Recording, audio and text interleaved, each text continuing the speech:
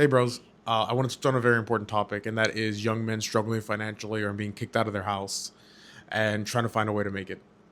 And I'm speaking from personal experience because 2 years ago, my family stole $30,000 in my name from credit cards and kicked me out the house. They also stole an additional $15,000 of investments of mine and everything that I had left behind.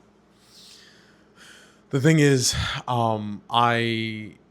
I moved from Houston, Texas after I was kicked out all the way to Connecticut, and it has taught me a lot. It was an amazing, difficult, and interesting time that I will never forget. I was lucky enough to have an amazing woman that backed me the entire way, and I met her on X, formerly known as Twitter. I came to be here with my girlfriend, and it was difficult at times because my finances were drained, my credit was entirely destroyed, and I had no idea what to do. This family was very manipulative and controlling.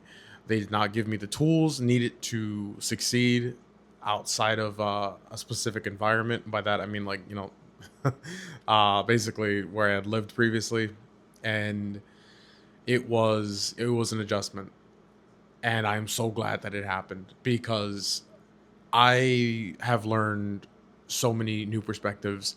I've learned consistency, and I've taken on new responsibilities that you can only really get from going through it. And it has been a roller coaster of emotions. It's gone from like, oh, we succeeded, we made it, down to like, we're here again. And I believe, like, yeah, life is hard, but the saying is true. Life is hard, but you choose your heart, because I believe that I'm going to succeed. Like, no matter what that has happened to me, I will always have faith that in my decisions, I know not to doubt myself now, and I genuinely like think that all of this is worth it in the end.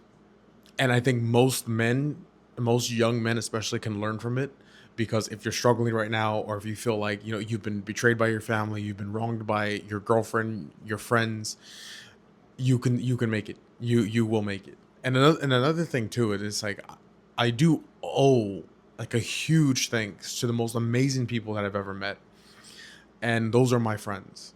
And I'm not gonna lie, that's an unfair advantage of mine. But it was because I learned networking even there, as I started to, like, put myself out on the internet and make content and talk to people, and you can do it. I was an introvert, and that is such an amazing thing right there. When I say, like, if I can do it, so can you, because I used to look up to so many people that told me, like, online and even in person, like, if I can do it, you can do it. And I always thought, like, no, there's no possible way. Like, even then, and I believe it now. I genuinely believe it, because I was very reclusive. I was not very personable.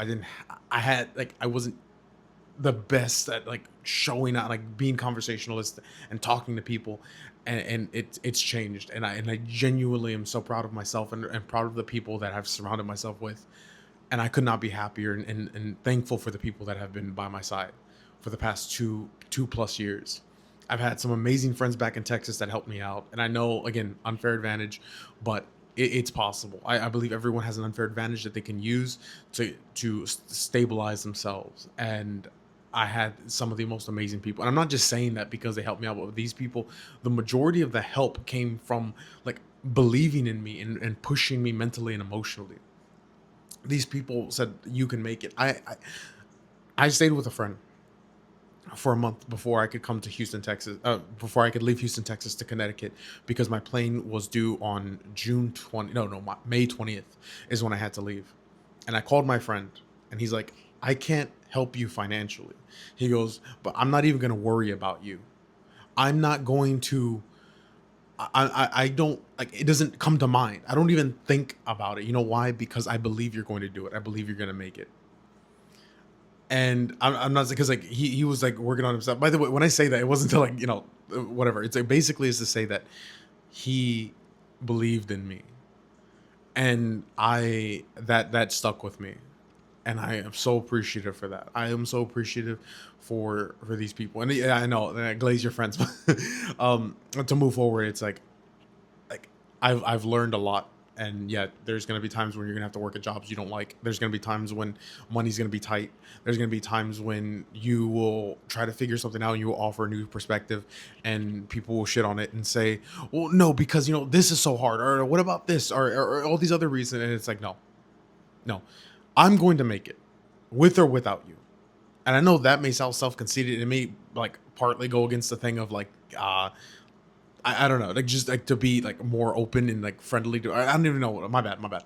But it's to say, no matter what, who says like they don't care or they don't believe in you or they will push you down, and they will say your perspective is nonsense.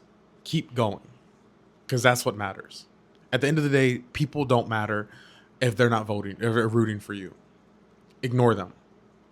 The people who wish you bad, the people that will cheer and prey on your downfall, let them continue to do so.